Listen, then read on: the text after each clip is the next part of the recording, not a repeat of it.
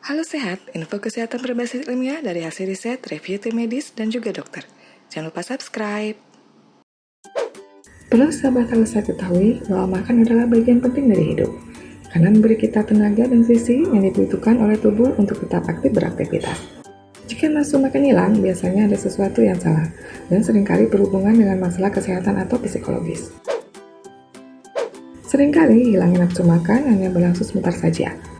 Kondisi ini biasanya terjadi bersamaan dengan penyakit yang disebabkan oleh virus, seperti flu atau gangguan pencernaan.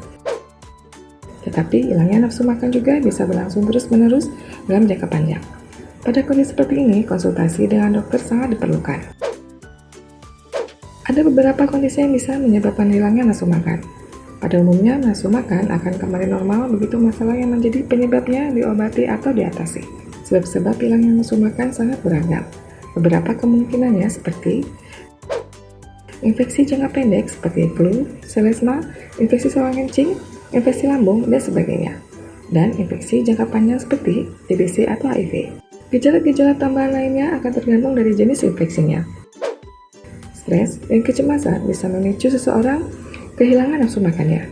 Selain itu, hilangnya nafsu makan bisa muncul sebagai gejala depresi, bersamaan dengan tanda-tanda lain seperti mood jelek, hilangnya konsentrasi, dan susah tidur. Gangguan-gangguan kesehatan yang menyebabkan sesak nafas juga berpotensi membuat seseorang kehilangan nafsu makan.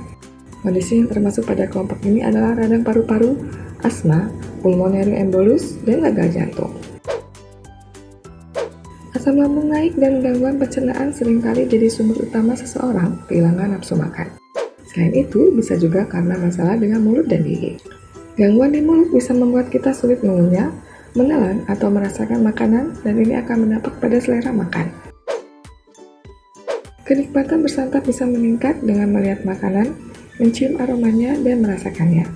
Jadi, jika salah satu indera ini tidak berfungsi, maka bisa mempengaruhi nafsu makan. Nafsu makan juga cenderung menurun dengan pertambahan usia. Hal ini bisa disebabkan oleh berkurangnya aktivitas. Selain itu, semakin tua, perut akan membutuhkan waktu lebih lama untuk kosong, sehingga orang tua cenderung merasa kenyang lebih lama. Jika hilangnya nafsu makan ini berlangsung dalam jangka waktu yang cukup lama, dan tidak ada alasan yang jelas mengapa ini terjadi, segera temui dokter. Dokter akan memeriksa untuk mencari tahu penyebab pasti kondisi ini dan memastikan tidak ada gangguan kesehatan serius di balik gejala ini. Selain itu, jika tanda-tanda berikut muncul bersamaan dengan hilangnya nafsu makan, maka segera periksakan diri ke dokter. Berat badan turun tanpa sebab, kesulitan menelan, nyeri di bagian perut, perut membengkak atau membesar, keringat dingin di malam hari, mual, kelelahan, mood jelek, dan sesak nafas. Pengobatan untuk mengatasi menurun atau hilangnya nafsu makan akan tergantung pada penyebabnya.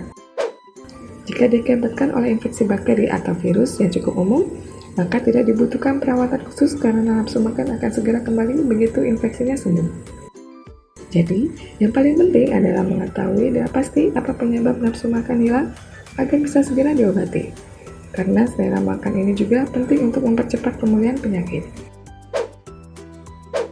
Untuk membantu mengatasi berkurangnya nafsu makan, seseorang biasanya disarankan untuk makan hanya satu porsi besar per hari dengan tambahan cemilan di beberapa waktu. Makan lebih sering dalam porsi kecil juga bisa membantu. Dan cara ini biasanya membuat makanan lebih mudah dicerna perut. Melakukan aktivitas seperti olahraga ringan juga bisa membantu merangsang nafsu makan. Bila nafsu makan hilang akibat mengkonsumsi beberapa jenis obat, maka konsultasikan dengan dokter untuk mendapatkan penanganan agar nafsu makan normal kembali.